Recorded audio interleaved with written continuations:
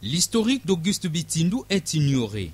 Pourtant, le collège figure parmi les plus anciennes écoles du Congo.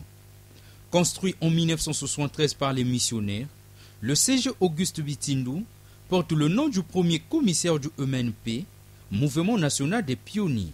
Dès ses premières heures, le CG ne compte que quelques salles de classe qui accueillent les élèves. Il y a 4 bâtiments qui abritent les salles de classe. 4 bâtiments. Le premier bâtiment abrite les classes de 3e et de 4e et une classe de 6e.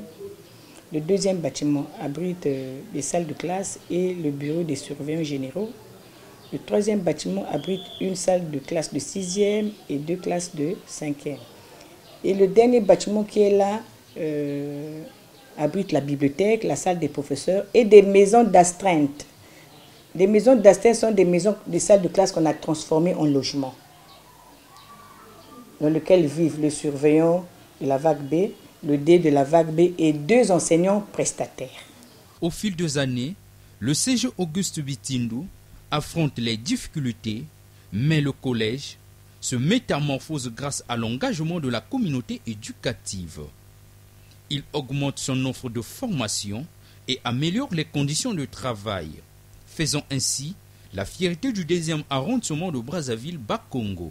L'école vit s'il y a la discipline. Si vous voulez faire des résultats, il faut commencer par implanter la discipline. Sans discipline, il n'y a pas de résultats. Quand je suis arrivée, je n'ai pas trouvé le portail.